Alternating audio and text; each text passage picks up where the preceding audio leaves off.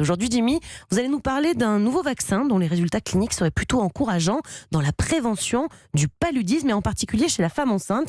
Juste avant ça, rappelez-nous quand même ce que c'est le paludisme. Alors le paludisme, c'est une maladie qui est due à des parasites, qui est transmise à l'homme par des piqûres de moustiques femelles qui ont été infectées.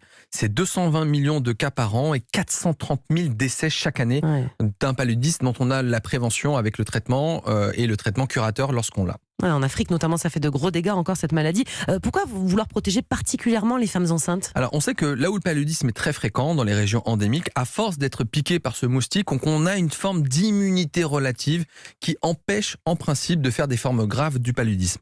Ça c'est vrai sauf pour la femme enceinte. La femme enceinte qui fait un paludisme a une forme très particulière, plus sévère, car les globules rouges qui vont être infectés par le paludisme vont s'accumuler au niveau du placenta, et lorsqu'ils vont se mettre au niveau du placenta, ils vont être à l'origine d'anémie ou d'hypertension artérielle.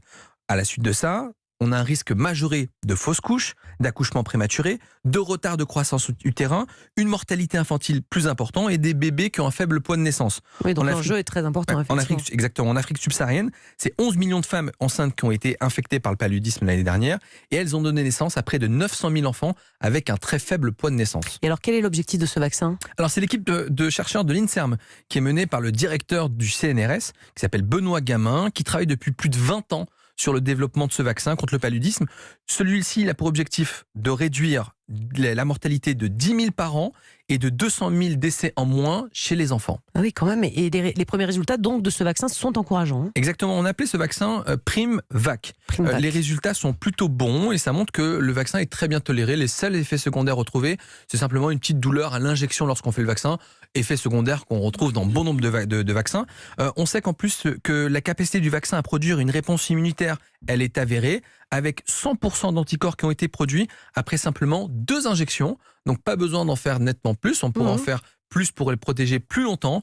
On sait que ce vaccin permet de bloquer l'accumulation des globules rouges vers le placenta, qui est responsable des formes graves de paludisme chez la femme enceinte. À terme, on espère développer une réponse immunitaire plus longue parce qu'on s'est rendu compte que la vaccination marchait pendant 1 an et demi, 2 ans maximum.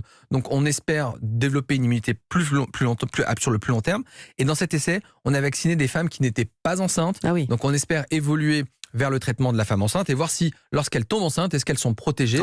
Et peut-être qu'on proposerait cette stratégie vaccinale dans le cadre de la vaccination contre l'HPV, le papillomavirus, dans des populations à risque. Pour l'instant, c'est pas le cas en France, mais on a besoin d'autres études pour qu'on aille un petit peu plus loin. Mais c'est déjà un immense progrès et un enjeu très encourageant.